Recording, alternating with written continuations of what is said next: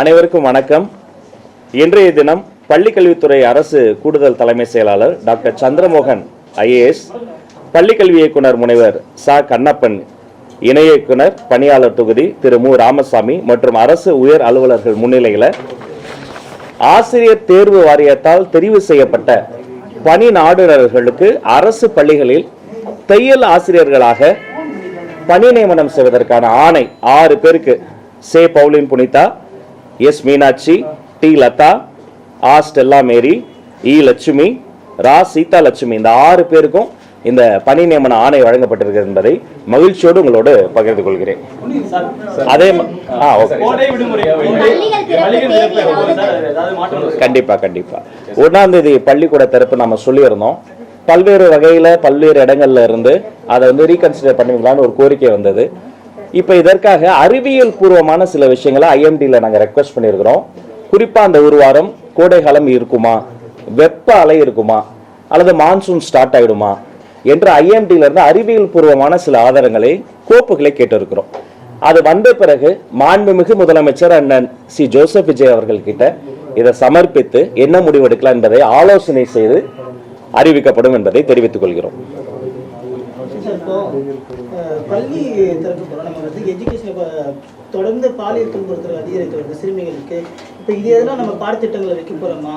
POCSO வழக்கு குறித்து விழிப்புணர்வு ஏற்படுத்த போற பாடத்திட்டங்கள்ல? சரியான கேள்விங்க.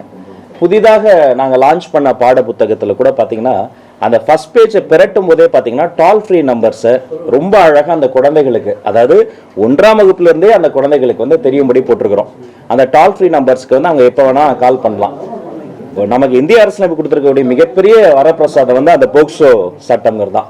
மற்ற வழக்குகள்லாம் நான் குற்றம் செய்யல அப்படிங்கிறது ஒரு குற்றவாளி இருக்கிறாரு, அவர் தப்பு செஞ்சுட்டாருங்கிறது இந்த என்டையர் சிஸ்டம் தான் ப்ரூவ் பண்ணணும். போலீஸ் ப்ரூவ் பண்ணணும், மற்றவங்களா ப்ரூவ் பண்ணணும், நீதி பரிபாலனம் செய்யணும்.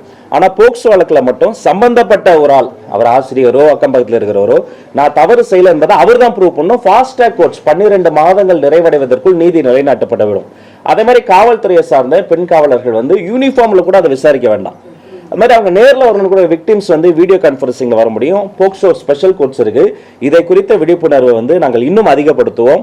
பாட புத்தகத்திலே இருக்கிறது, பாடம் எடுக்கிற வகுப்பறைகளில் இந்த விழிப்புணர்வு அதிகப்படுத்தி இதை போன்ற சம்பவங்கள் குறித்த விழிப்புணர்வை மக்கள் மத்தியில் இன்னும் துரிதப்படுத்துவோம். ஸ்கூல் ரீஓபன் பொறுத்த வரைக்கும் சார் இன்னும் 1 வீக் தான் இருக்கு. இப்போ நிறைய பேர் எல்லாம் சொந்த ஊருக்கு போயிருப்பாங்க, திருப்பி ரிட்டர்ன் வரணும். அப்படி இருக்கும்போது இந்த டிசிஷன் கொஞ்சம் முன்னாடியே சொன்னா அவங்களுக்கு யூஸ்ஃபுல்லா இருக்கும். இப்போ அதனால இல்ல உண்மைதாங்க. இப்போ என் வீட்லயே 2 குழந்தை இருக்கு. அந்த குழந்தைங்களையும் நான் எல்லா குழந்தைகளும் எப்படி பாக்குறேனோ, என் குழந்தைகளை எப்படி பாக்குறோம் அந்த மாதிரிதான் குழந்தைகளை பாக்குறேன்.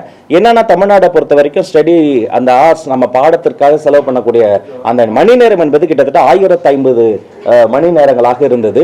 இப்போ அது 950ஆக குறைந்திருக்கிறது. இப்போ நம்ம ஒரு 10 நாள் தள்ளி வச்சோம்னா அதற்கான அந்த 10 நாட்களுக்கான அந்த எக்ஸ்ட்ரா கிளாஸஸ் எப்போ போன்ற விஷயங்கள்லாம் இருக்கு. பட் ஈவன் தோ இந்த தட்பவெப்ப நிலை வெயிலை குறித்து ஐஎம்டி ரிப்போர்ட்ஸ் எவ்வளவு சீக்கிரமாக சிஎமோட டிஸ்கஸ் பண்ணி சொல்ல முடியுமோ அவ்வளவு சீக்கிரமா டிஸ்கஸ் பண்ணி சொல்லுங்க. பிரைமரி ஆல்ரெடி தள்ளி சொல்லிட்டு 4ஆம் தேதி தான் 1லிருந்து 3ஆம் வகுப்பு வரைக்குமான அந்த மாணவர்களுக்கு 4ஆம் தேதி தான் சொல்லியிருக்கிறோம்.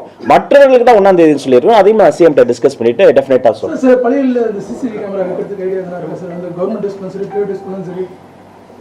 தமிழ்நாடு முழுக்க சரியாக மேம்படுத்தப்பட்ட கதவுகள் பொருத்தப்பட்ட கழிப்பறைகளை ஆய்வு செய்வது, குடிநீர் வசதி இருக்காங்கிறத என்ஷூர் செய்வது, வகுப்பறைகள் சிலது சேதம் அடைஞ்சிருக்கும், போகும்போது பசங்க ஏதாவது அவங்க கிளம்பி போயிருக்கலாம், இல்லை மெயின்டெனன்ஸ்ல ஏதாவது டெபிசிட் வந்திருக்கலாம், அதையெல்லாம் செக் செய்வது. அதே மாதிரி நான் அந்த குடோனுக்கே போனேன், சிந்தாதிரிப்பேட்டை குடோனுக்கே போய் எங்கள் ஆஃபீஸர்ஸ்லாம் வந்திருந்தாங்க. எல்லா டெக்ஸ்ட் புக்கும் ஆன் டைம் அவர்களுக்கு ஒரு குட்டி குழந்தைக்கு கிரையான் பென்சில் இருந்து வெல்குரோ செப்பல்ல இருந்து காலை உணவுல இருந்து மதிய உணவுல இருந்து பாட நூல்ல இருந்து பல்வேறு விஷயங்களை எங்களுடைய அடுத்த தலைமை தருவதால் நாங்கள் என்ஷூர் பண்ணிக்கிட்டே இருக்கிறோம்.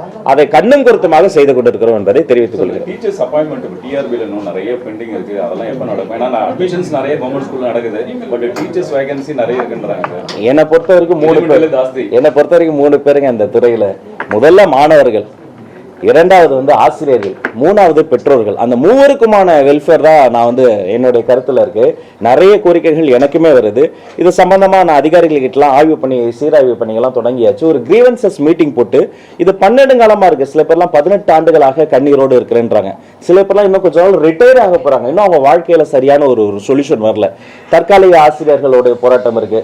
அந்த தற்காலிக ஆசிரியர் நிரந்தரமாக்கணுமான ஒரு இது இருக்கு. அப்புறம் ஏற்கனவே எக்ஸாம் முடித்தவர்களை தற்காலிகமாவது எடுங்கன்னு இருக்கு. இப்போ இது எல்லாத்தையுமே கிரீவன்சஸ் மீட்டிங் போட்டு அவங்க சொல்ல அதையெல்லாம் நம்ம என்லிஸ்ட் பண்ணி டேபுலேஷன் பண்ணுவோம். யாருக்கு என்ன பிரச்சனை, அதை எப்படி சரி செய்யலாங்கிறத நிபுணர் குழு போட்டு டேபுலேஷன் பண்ணி அதற்கும் நிவாரணமோ அதற்கும் சரியான ஒரு சொல்யூஷன்ஸும் மிடில் பாயிண்டோ கண்டுபிடிப்பதில் நம்மளுடைய அரசாங்கம் கண்ணும் கருத்துமாக இருக்கிறது என்பதை தெரிவிக்கும். ஸ்கூல் ரியோபன் ஆனவுடன் அந்த காலை உணவு திட்டம் மாணவர்களுக்கு ஏற்கனவே கடந்த ஆட்சி காலத்துல இருக்கிறது. அந்த திட்டம் நம்ம மீண்டுமே தொடர்றோமா? அது அதோட நிலைமை. தங்கச்சிக்கு ஒன்று சொல்லிக்கிறேன், காலை உணவு மதிய உணவு எல்லா திட்டமும் தொடரும். எங்க குழந்தைகளை பாதிக்கக்கூடிய எதுவுமே நாங்க செய்ய மாட்டோம். சொல்ல போனா இதை அதை மேம்படுத்தி சரியான பயனாளர்களுக்கு போனோம். 10 பேருக்கு அது போகுதுன்னு சொல்லி போலியா கணக்கு கட்டிட்டு உண்மையிலே 10 பேரா 5 பேரா அது எங்க போச்சு, இடைத்தரகர்கள் இருந்தாங்களா, லீக்கேஜ் எல்லாம் கண்டுபிடிச்சு சரி செய்யப்பட்டு வில் மேக் ஷூர் ஒவ்வொரு திட்டமும் எந்த நோக்கத்திற்காக ஆரம்பிக்கப்பட்டதோ அந்த நோக்கத்தை சென்று சேர்கிற வரை வேர்களுக்கு போய் இந்த அடுத்த தலைமுறை வகுப்பறையில் இருந்து அடுத்து நான் இந்த +2 வரைக்கும் 17 வயசு வரைக்கும் இங்க கூட இருக்கிறாங்க. இங்க இருந்து டேக் ஆஃப் ஆகி அவங்க கல்லூரியில போய் என்ரோல்மெண்ட் ரேஷியோ அந்த இங்க இருந்து 100% நம்ம கல்லூரிக்கு போற வரைக்கும் நாங்க வந்து அந்த திட்டங்களை வந்து வகுத்து வைத்திருக்கோம். அதை என்ஷூர் பிரேக்ஃபாஸ்ட் வந்து குவாலிட்டிங்கிறது இந்த ப்ரீவியஸ் பார்த்தோம்னா நிறைய வந்து குவாலிட்டியா இல்லைன்ட்டு நிறைய குப்பை தொட்டியில கொட்டக்கூடிய காட்சிகள்லாம் சமூக வலைதளங்கள்ல வந்துச்சு. ஸோ இவ்வளோ தூரம் நம்ம ஸ்பெண்ட் பண்ணுறோம் அப்படிங்கும்போது அது குவாலிட்டியாக இருந்தால் தான் பசங்க சாப்பிடுவாங்க. அதை என்ஷூர் பண்ணுறதுக்கு ஆமாங்க. ஏன்னா அது வெறும் உணவு கிடையாது, அது உயிர் பொருள். அந்த வயிறு நிறைந்தால்தான் நம்மளுடைய குழந்தைகளினுடைய செவிகள் திறக்கும். அதில் நாங்கள் வந்து டாலரேட்டே பண்ண மாட்டோம். ஒருவேளை அங்கொன்றும் இங்கொன்றுமாக ஏதாவது புகார்கள் வந்தாலும் அதை வந்து குயிக் ரெஸ்பான்ஸ் துரித வேகத்தில் போர்க்கால அடிப்படையில் அது வந்து சரி செய்யப்பட்டு சம்பந்தப்பட்ட யாராக இருந்தாலும் ஆசிரியர்களோ அதிகாரிகள் யாராக இருந்தாலும் அவங்க மீது கடும் நடவடிக்கை எடுக்கப்படும். எந்த காரணம் கொண்டும் பசங்களுடைய பாதுகாப்பு, பசங்களுடைய உணவு சம்பந்தப்பட்ட விஷயத்துல காம்ப்ரமைஸ் ஆகக்கூடாது என்பதை உங்கள் மூலமாக மற்ற அதிகாரிகளுக்கும் நான் தெரிவித்துக் கொள்கிறேன். ஏற்கனவே இந்த காலை உணவு திட்டத்துக்கு ஒரு பட்டியல் வச்சிருந்தாங்க, திங்கட்கிழமை இது வழங்கப்படும். அதுல நம்ம ஏதாவது டிஸ்கஸ் பண்ணிருக்கோமா, சேஞ்சஸ் ஏதாவது கொண்டு வரோமா, மாணவர்களோட கருத்துக்கள் அடிப்படையிலோ டீச்சர்ஸோட கருத்துக்கள் அடிப்படையிலோ ஏதாவது சேஞ்சஸ் கொண்டு வர போறோமா? ஒரு உணவு பட்டியல் தயாரிக்கிற பொழுது அந்த உணவை சார்ந்த நிபுணர்கள் எவ்வளவு சத்துணவு அந்த உணவுல இருக்கும், எவ்வளவு போர்ஷன் தரலாம், ரெண்டாவது ஃபீசிபிலிட்டி, அது எவ்வளவு பினான்சியலி அதுக்கு வந்து தேவைப்படும். இப்போ 1 கிலோ இட்லி மாவு இருக்குன்னு வைங்களேன், அதுல வந்து 64 இட்லியும் சுட முடியும், அதுல 30 இட்லியும் சுட முடியும். 1 கிலோ அரிசி இருக்குன்னு வைங்களேன், நம்ம ரேஷன்ல ப்ரொக்யூர் பண்றோம்னு வைங்களேன், சப்சிடைஸ் பண்ணி வாங்கினதுல வந்து அதுல 50 மாணவர்களும் சாப்பிட வைக்க முடியும், 70 மாணவர்களும் சாப்பிட வைக்க முடியும். அப்ப அதுக்கு பின்னாடி ஒரு பெரிய டீடைல் ஸ்டடி இருக்கு. அதை பண்ணி தான் இந்த மெனு கார்டை வந்து அவங்க வந்து ஃபைனலா கொண்டு வந்திருக்காங்க. அப்ப இந்த மெனு கார்டை இன்னும் காலத்தின் தேவைக்கேற்ப, குறிப்பா பயனாளர் யாரு, படிக்கிற பையன் படிக்கிற பொண்ணு, அவர்களினுடைய மனதை அறிந்து இன்னும் மேம்படுத்தப்படும் என்பதை தெரிவித்துக் கொள்கிறேன். சார், பள்ளிக்கல்வித்துறையில அவுட் சோர்சிங் மூலமா கடந்த காலத்துல கிட்டத்தட்ட மோர் தென் 300 பீப்புள் வந்து ஒர்க் பண்ணிட்டு இருக்காங்க கேம்பஸ்ல. அவுட் சோர்சிங்னால கூட ஹையஸ்ட் பேமெண்ட்டும் அவங்களுக்கு கொடுத்துட்டு இருக்காங்க. இது எப்படி இந்த சிஸ்டம்லாம் கண்டினியூ ஆகுமா, அது கரெக்டா நடக்குதான்னு ஏதாவது ரிவ்யூ பண்ணுவீங்களா? இந்த சிஸ்டம் மட்டும் இல்லைங்க, நாங்கள் வந்து இஎம்ஐஎஸ் வச்சிருக்கிறோம். எந்த பள்ளிக்கல்வித்துறையில் எந்த ஒரு இடத்திலும் யாரும் ஒரு பணத்தை கொடுத்து ஒரு வேலையை பண்ணிடலாம், ஏமாத்தி பண்ணிடலாம், ஏதாவது ஒரு சலுகை காட்டி பண்ணிடலாம், ஒரு சிபார்சில் பண்ணிடலாம் என்பதை அந்த காலம் முடிஞ்சு போச்சு. மிகவும் நேர்மையாக நேர்த்தியாக அடுத்த தலைமுறை உருவாக்குவதற்காக தான் இந்த துறையை வந்து நாங்கள் வந்து இப்போ இங்கிருந்து தொடங்கி நாங்கள் வந்து டேக் ஆஃப் பண்ணி அடுத்து கொண்டு போகிறோம். எனவே மிகவும் நேர்மையாக நேரடி தன்மையோடு பள்ளிக்கல்வித்துறை இயங்கும்.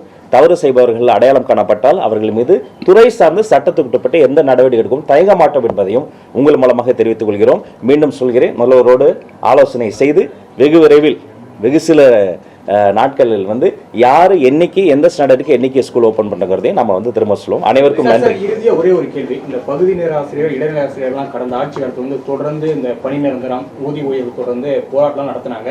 அவங்களுக்காக நம்ம என்ன பணி நிரந்தரம் என்னை வந்து பார்த்துட்டாங்க. ஃபர்ஸ்ட் என்னுடைய அறை கதவுகளை திறந்து வந்ததே என்னுடைய ஆசிரியர் பெருமக்கள் தான். நான் இங்கே உட்கார்றேன்னா நானே ஒரு ஸ்லோ லேர்னர், ஒரு ஆவரேஜ் ஸ்டூடெண்ட். எனக்கு புரியுற மாதிரி பொறுமையாக பாடம் சொல்லி கொடுத்த அந்த ஆசிரியர் பெருமக்களால் தான் இங்கே வந்து உட்காந்துருக்கிறேன். இங்கே நான் உட்கார்ந்த பிறகு என்னுடைய அதிகாரிகிட்ட சொல்றது அதுதான். ஒவ்வொருத்தருகிட்டையும் சொல்லுவேன், ஒரு குழந்தை ரொம்ப வீக்காக இருக்கானா அவன் தான் நம்முடைய குழந்தை, அந்த அப்பா அம்மாவோட குழந்தை கிடையாது, அந்த குழந்தை என்னுடைய குழந்தை. அப்போ அவர்களை வந்து என்ஹான்ஸ் பண்ணக்கூடிய பொறுப்பு அந்த ஆசிரியர் கிட்ட இருக்கு. ஏற்கனவே எனக்கு கொடுத்த அந்த கோரிக்கை மனுக்கெல்லாம் நாங்கள் சீக்ரிகேட் பண்ணி பைஃபர்கேஷன் பண்ணி வச்சுட்டேன். அவங்க முன்னாடியே சொல்லிட்டேன், சின்ன சின்ன பிரச்சனைகளுக்கு உடனே தொலைபேசி வாயிலாக தீர்வு கண்டடைய முடிந்தது. கொஞ்சம் நிர்வாக ரீதியான சில பிரச்சனைகள் இருக்கு, அதை வந்து நான் அந்த கிரீவன்சஸ் மீட்டிங் நடத்தணும். சில பிரச்சனைகள் சட்டத்தில் இல்லை, அது வந்து சட்டமன்றத்தில் இல்லை, நீதிமன்றத்தில் இருக்கு. அப்ப அதற்கு வந்து நான் வந்து நீதிமன்றத்திலையும் சென்று நாங்கள் வந்து அதற்கான விஷயங்களுக்கு வந்து பிரச்சனைகளுக்கு தீர்வு காண வேண்டியது. நிவாரணம் சில பிரச்சனைகளுக்கு தீர்வாக இருக்கும், வேலை சில பிரச்சனைகள் தீர்வாக இருக்கும். எந்தெந்த பிரச்சனைக்கு என்னென்ன தீர்வோ அதை அடையாளம் கண்டு ஒரு ஸ்பெஷல் கிரீவன்சஸ் மீட்டிங் போட்டு அடுத்து நாங்கள் அதை முன்னெடுத்து சொல்லுவோம். இன்றைய ஆட்சி காலத்தில் உங்களுக்கு நல்லா தெரிஞ்சிருக்கும், சவுத்தில் வந்து ஸ்கூல் ஸ்டூடெண்ட்ஸ் மத்தியில் பெரிய ஒரு கிளாஷு, ஒரு கொலைவரி தாக்குதல் இது போன்ற சம்பவங்கள்லாம் நிறைய நடந்திருக்கு, பர்டிகுலராக சவுத்தில். ஸோ இந்த மாதிரி விஷயங்கள் நடைபெறாமல் இருப்பதற்கு ஏற்கனவே ஒரு கமிட்டியெல்லாம் போட்டாங்க ப்ரீவியஸ் கவர்மெண்ட்டில். பட் இருந்தாலும் அந்த இன்சிடென்ட் அப்பப்போ நடக்குது. நீங்கள் என்ன மாதிரி இதை ஹேண்டில் பண்ண போகிறீங்க? நம்ம பள்ளிக்கல்வித்துறையை பொறுத்த வரைக்குங்க பழைய பழக்க வழக்கங்கள், அதீத மூட நம்பிக்கைகள் அதையெல்லாம் பின்தள்ளி அறிவியல் கண்டுபிடிப்புகள், சமத்துவம், சகோதரத்துவம், சமூக நீதி அதற்கு முன்னுரிமை தரக்கூடியது தான் பள்ளிக்கல்வித்துறை. இங்கு வேற்றுமைக்கு இடமே கிடையாது. இது ஒற்றுமையை அந்த மாணவர்கள் மத்தியில் ஏற்படுத்துவதற்கு பல்வேறு வகையான திட்டங்களையும் பல்வேறு வகையான இன்ஸ்ட்ரக்ஷன்ஸையும் நம்ம கொடுத்துருக்குறோம். இன்னும் பல சுற்றறிக்கைகள்லாம் ஊடகங்களுக்கு தெரியும்படியே நாங்கள் வந்து வெளிப்படையாக தான் நாங்கள் ஒவ்வொருத்தருக்கும் அனுப்புகிறோம். அது ஸ்டூடெண்ட்ஸ் மத்தியில் மட்டும் கிடையாது, ஆசிரியர் நடுவில் மட்டும் கிடையாது.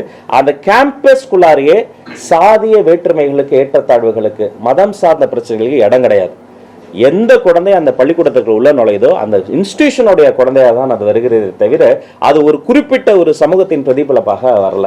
அதனால இன்னும் அவர்களுக்கு விழிப்புணர்வு ஏற்படுத்தக்கூடிய ஸ்பெஷல் கிளாஸஸ், விழிப்புணர்வு ஏற்படக்கூடிய ஒரு மோட்டிவேஷன் ஸ்பீச்சஸ்லாம் கண்டக்ட் பண்ணி பீரியாடிக்கலாக அவங்களால இன்ஸ்பெக்ட் பண்ணி அந்த குழந்தையும் அப்படி ஒருவேளை அவங்க வந்து ஓரியன்டேஷன் மாறி இருந்தால் கூட அவர்களையும் சீர்படுத்தி மனம் திருத்தி அவர்களை கல்வியில் ஈடுபட செய்து, ஏன்னா அப்படி அதில் ஒரு விக்டிமாக வந்த குழந்தை தான் அப்புறமேட்டு +2ல் வந்து முதல் மார்க் வாங்கிட்டு வந்து தளபதி கல்வி விருதுகள்ல அந்த குழந்தை முதல் வரிசையில் உட்கார்ந்து மாண்புமிகு அண்ணன் சி. ஜோசப் விஜய் அவர்கள் அன்று வெற்றி தலைவராக இருந்தார், இன்று முதலமைச்சராக இருக்கிறார். அவருடைய பொற்கரங்களால் அந்த குழந்தை ஒரு வெட்டுக்காயத்துக்கு ஆளான அதே குழந்தை, நெல்லையிலிருந்து அந்த குழந்தை வந்து அந்த பரிசை வாங்கியது. அதனால இந்த எல்லா குழந்தைகளும் ஒருவேளை அவர்களுடைய மனசுல வந்து அந்த பிஞ்சு மனசுல நஞ்சு கலந்திருந்தா கூட அதை கண்டறிந்து அதை கலைந்து எல்லா குழந்தையும் அரவணைத்து செல்வதற்கான வேலைகளை நாங்கள் செய்து கொண்டிருக்கிறோம். திட்டம் உள்ளிட்ட மத்திய அரசினுடைய திட்டங்கள் மற்றும் பிரச்சனைகள் குறித்து ஆலோசிக்கப்படும் அப்படின்னு மத்திய கல்வி அமைச்சர் இது பேசியிருக்கிறாரு.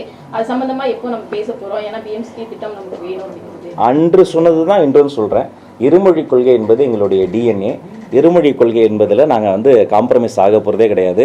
நீங்கள் எத்தனை வாட்டி கேட்டாலும் ராஜ்மோகன் ஒன்று தான் சொல்வான், அதை நன்றாக சொல்வான். இருமொழி கொள்கை, இருமொழி கொள்கை, இருமொழி கொள்கை, மற்றவை நம்ம பிறகு. நன்றி, வணக்கம்.